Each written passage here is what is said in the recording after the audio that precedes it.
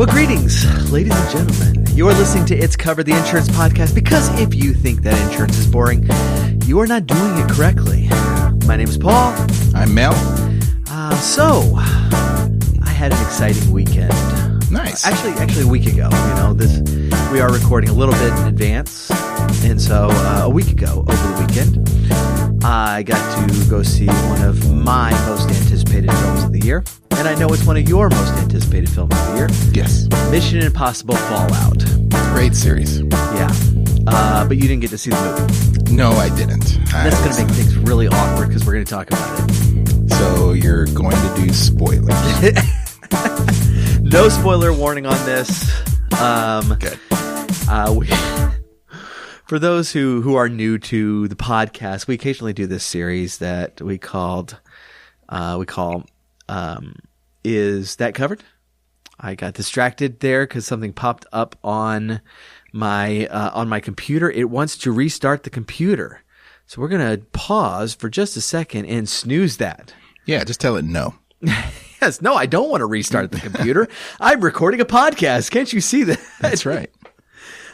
So we do this series called Is That Covered? And that's when because we are nerds and particularly insurance nerds, we watch movies and we see the aftermath of some action scene or some crazy scene, and we wonder to ourselves, being nerds that we are, Yeah. I wonder how an insurance company would handle that claim, because that's not the point of the movie at all. But you know it's coming. Well, yeah, it's the same thing. It's actually I do the same thing with horror films when I wonder you're walking out of the house and that's great, but how are you going to explain this to the authorities? You know, Yeah. there's 20 dead bodies, and you're the only survivor along with this 6-year-old kid. Yeah. And your story is that the ghost did it. I have a feeling that you're going to be in prison. Yeah, you're going to be in jail, and the fact that you're the only one left, Yeah, right. Yeah. is not going to bode well for you. So what happened was, Yeah. 100 years ago, this crazy serial killer was shot in the head, but his ghost has been wandering these lands ever since, taking children and, cutting them. And I was fortunate enough to escape. Yes. And I'm tired and I'm going home. Right. I did away with the ghost for you. That's right. Don't worry. Nobody will ever hear from that ghost again. Right. That ghost is done. I got rid of it. What I did was found this special silver cross, and I put holy water on it, and I threw it at its forehead. So everything's fine now. That's right. Do you want a lawyer, Mel? little bit of a cleanup. That cleanup is yeah, and we were talking about Avengers Infinity War, and the opening fight scene in the middle of the street, right? Yes. With Iron Man, and you had with portals. Doctor Strange and the portals, right? And it's funny because everybody's running, things are getting destroyed, and within a span of about 2 minutes, Iron Man's gone and is no longer on the planet. Doctor Strange is gone and no longer on the planet. Spider-Man's gone, no longer on the planet. Yeah. And then it has a scene with Dr. Banner and the other wizard that Doctor Strange hangs around with. And he opens a portal, and Banner looks at him and says, "Hey, where are you going?" And he's like, I need to still protect this place because the stone is gone and I need to protect this. And then he closes the portal. And then Banner's standing in the middle of a street with destruction everywhere. Right. And he's trying to call Captain America. I think his first call should have been a 20-year-old cell phone. Yeah. A flip phone. I think it should have been to 911. Don't worry. When Captain America answers this flip phone from the 90s, he's going to explain everything to you. There you go. You mean the war criminal Captain America? Technically, yes. Yes. Coming from a phone number that he recognizes as Iron Man. Right. his mortal enemy. Right, which he doesn't like anymore. But don't worry, I'm the Hulk. He'll answer me. You're the Hulk. Yes. Change. I can't do that. Yeah, I can't do it right now. It's not working for me. But yeah, there's destruction everywhere. Buildings, bricks, and within an instant, everybody's gone.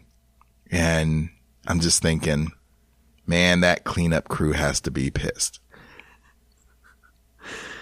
There actually is one scene like that in Mission Impossible. We're not giving away anything, so I'm not going to tell you how it plays out. But just one of those, like, you turn the corner and there's like a random person there, and now that random person is a problem, and you're like, random person, just go away. Yeah. I'm really trying to do something important here that you're not going to understand, and it was a great scene in the movie. Not giving anything away, but I kind of like those. I kind of like those things. And that's why I think about, like, in horror films, it's like, how would I explain this to the authorities? Yeah. Or do I just walk away?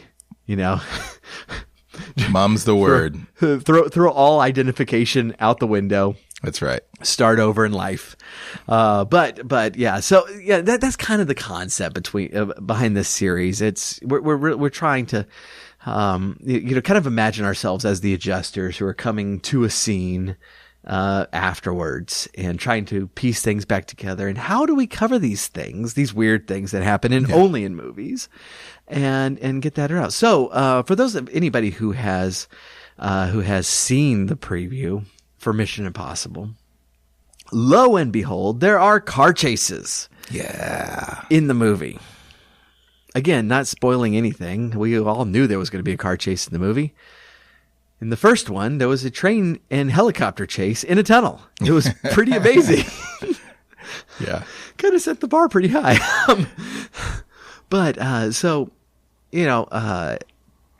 you see Ethan, played by Tom Cruise, at various stages in this thing. In the previews, he's in a car, dodging snipers, running over motorcycles. Later, he's on a motorcycle and he rams into a car and flips over it.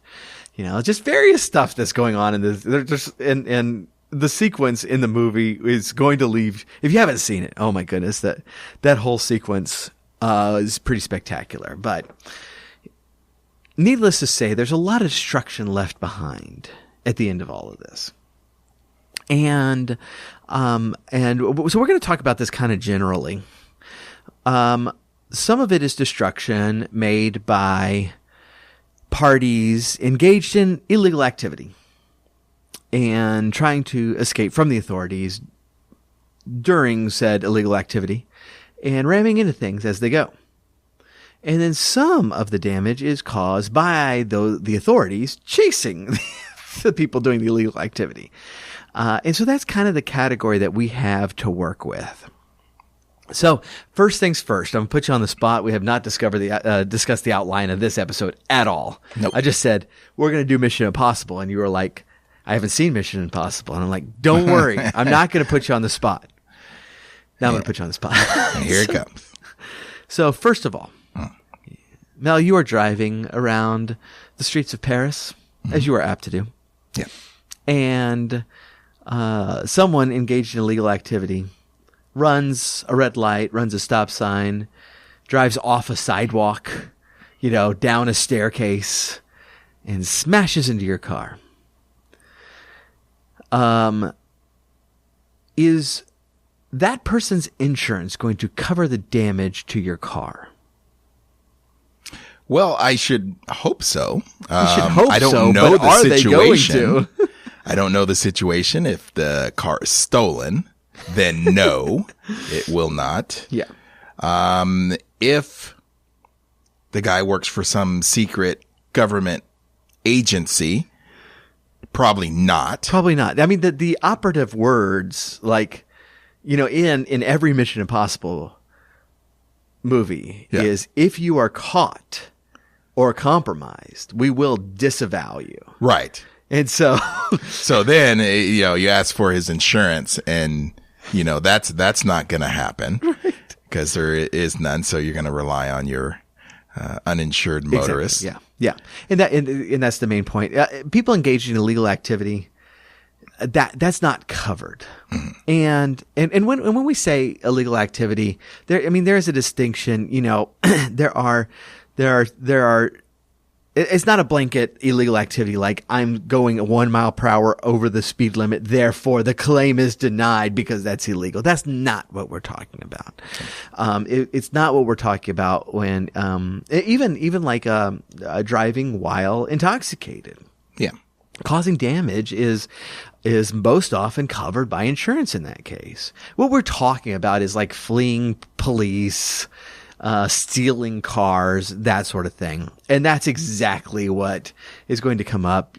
Engaging in terrorist activity is not covered by your insurance policy, and fleeing authorities while engaged in terrorist activity is going to be a flat out denial. That's right. So, uninsured motorists kicks in. And this is, we've discussed this before, but this is a really important point that you need to understand. Uninsured motorist does not mean that person has no insurance, period. What it means is they have no coverage for this claim. That's an important distinction because a lot of people just don't have insurance. Right. But also, a lot of people do have insurance, but no coverage for that claim. So I excluded my son on my policy because I didn't want to pay the rates, but he still drives everywhere because he can go to the store for me. That's right. That's what young under 25-year-olds do. So he gets into an accident. I have insurance, but I don't have coverage. And that's a very, very important distinction. And so uninsured motorist does kick in those times. Yeah. But scenario B is a little bit different. And scenario B is not that the terrorist fleeing from the authorities smacks into your car. The authorities smacks into your car. Yeah. And this is difficult. I'm curious as to what your answer is going to be on this because this can really get kind of picky. Just knowing from my wife, she always says that it's always your fault. It pretty much is. Yeah. There are cases where so when emergency vehicles are on the road with their lights flashing, they have so many special rules that apply to them that do not apply to you. Yes. They are allowed to do all sorts of crazy crap that you are not allowed to do. That's right. And so they can drive the wrong way on the road and you hit them and that's your fault. Even though they're driving on the wrong way of the road, those flashing lights means you have an obligation to get out of their way, to do everything possible to avoid them and actually let them by. And there are cases that I've seen where a police car with lights flashing has been at fault for an accident. But they're very few and far between. And that only happened when like the police officer lost control. No. And so it wasn't a case of I'm trying to, I didn't get out of your way. Yeah. It's the police officer lost control and hit me. Yeah. And so if you are stopped, completely stopped, and the car cop, I guess it's that too. Yeah. It's a car cop. The cop car hits you. There is a possibility that it might be the police officer's fault, but even then, probably not. And it's probably not your fault either. It's probably one of those situations where just everybody will pay. If you are moving, even if you're trying to get out of the way, but you're not doing everything you can to get out of the way, it's probably your fault. Yeah. Yeah. When you hear those sirens and that light, yeah, You don't have right of way anymore. Yeah, it's not a courtesy I'm just going to slow down and get to the side of the road as a courtesy nod to, yes, you can go on through because I understand that life is valuable and you're going to try to save a life. It's a little more forceful than that. Right. No, yeah, you have lost all rights of way of any sort. Yeah. When that emergency vehicle is around you. And so if you did not get out of the way fast enough, if you did not notice, it's your obligation to notice. It's that burden is on you to notice. Yeah. That's why it's so important to pay attention on the road. If you try to make your turn ahead of them and it just doesn't work out for you, any of these situations, it is your fault. You are going to be at fault. You can say all day, but he was going the wrong way on the interstate. Yep. It doesn't matter. It's your fault. And so you're going to pay, your insurance is going to pay for the cop car. If you did everything you could and you still get banged up in this whatever chase is going on or whatever happens. Yeah. There's going to be a coverage investigation there. It's very, very, very, very, very rare that the fault would be put on the emergency vehicle. That's right. It's exceedingly rare. That's right. But it does happen. And so best case scenario in that, is normally, look, I mean, if they find you 0% at fault, but you have to still have to pay your deductible to get your car, count it as a win. That's right. That's right. And another point, just thinking about this because, how you sprung it on me, but, just now that we're 17 minutes into the episode, you're finally thinking about it. Exactly. And I've been in situations like that. I've seen other people in situations like that. And that's what brought up, the discussion with my wife about, who would be at fault. Because it wasn't an accident. It was more of a hit, more of a little indentation, to where the ambulance, hit the car and then kept going. They're not stopping. Oh yeah. They're not going to stop. Right. So you just keep going. And it was a situation where we were all at a stop and the light turned green and then everybody started going. The ambulance was coming up behind us and the car next to us was going to turn and get out of the way. The ambulance was getting closer and closer. The car that was beside us tried to get out of the way, but the car in front of it recognized that there were sirens and somebody coming, so it stopped. So the car next to us couldn't move because the guy in front of them stopped. Nice, yeah. So the ambulance came, kind of hit that car and then kept going. The car in front of the car that was next to us, the car in front of the car that got hit, proceeded to go on their way. Oh, of course, yeah. And the car that got hit was just kind of standing, in the middle of the intersection going, what just happened? Yeah. And, that sparked a conversation with my wife of, poor guy, what does he do? Yeah. Yeah. Well, and in that case, he might not be found at fault. Right. But he's not going to be found, it's like the ambulance is not at fault there. Right. Exactly. That's not going to happen. And so, probably best case scenario for him is he's going to pay his deductible, have not at fault and move on with his life. Yeah. But we've talked a lot about what causes accidents on the road, and it's change. Yeah, exactly.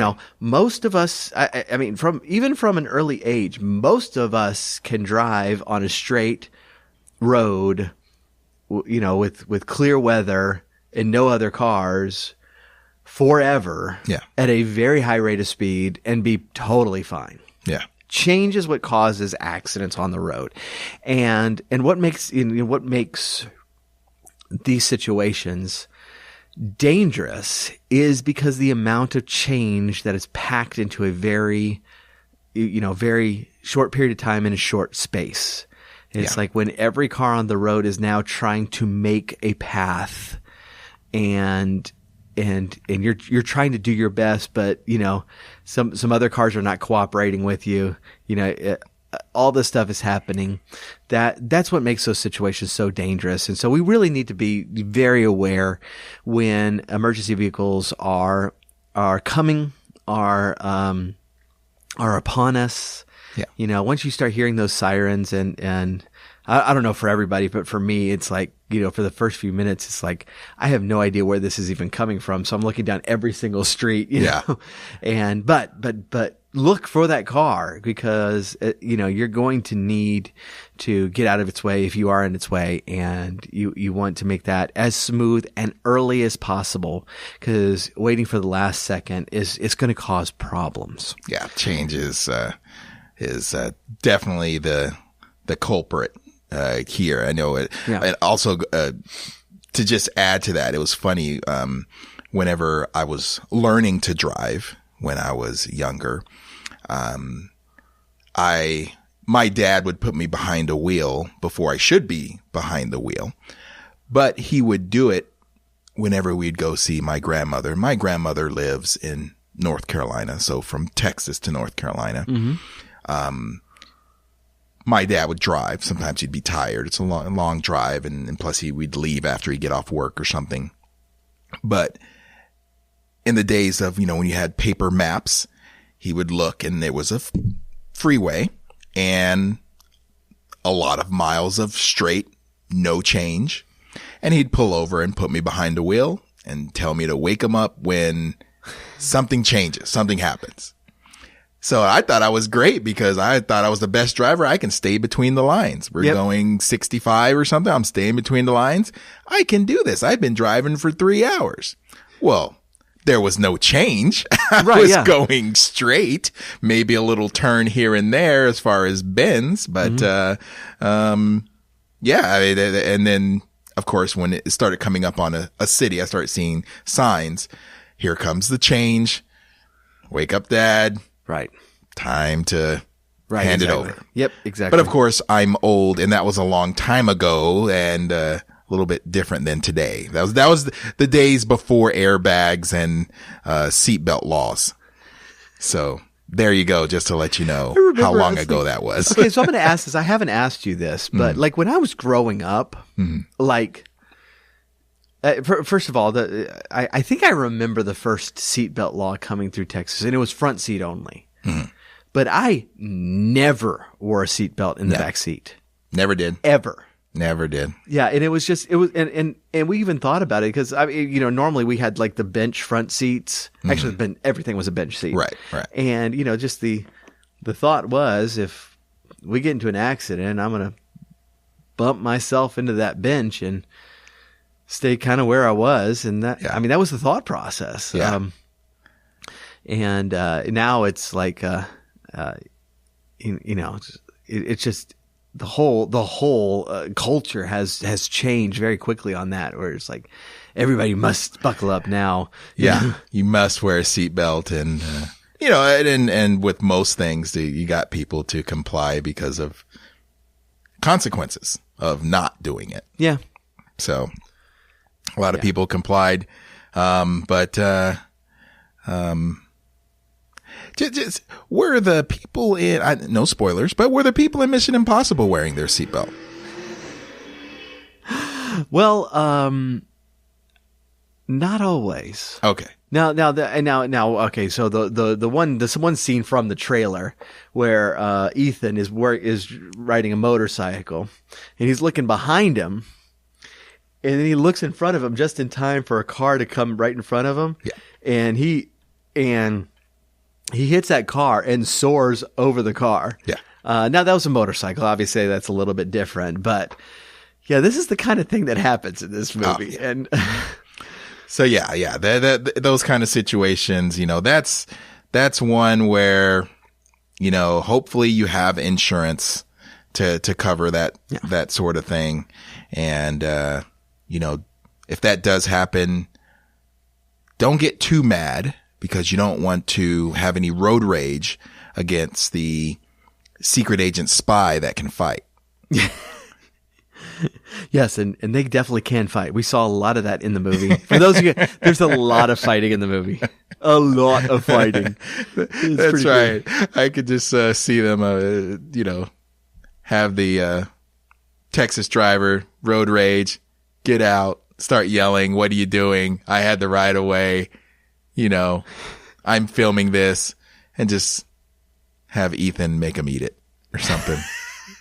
Maybe for the next one. Oh goodness, that movie's truly cool film. If you're at all like action films, definitely should see that if you haven't already. It's pretty great. But I guess that's what we need to tackle. Yeah, with Mission Impossible. That's it. Move out of the way of ambulances. Yeah. Yeah. And by the way, if one of them does hit you, they're going to keep going. Yeah. And that's fine. Don't chase them down. Right.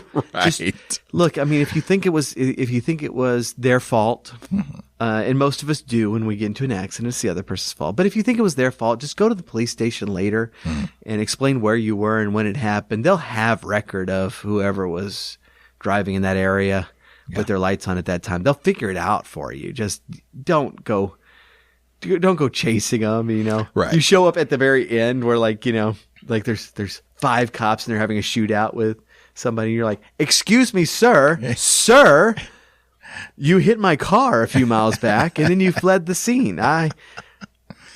If you do not give me your information, I shall have to call the authorities." Yeah. That may not end well for you.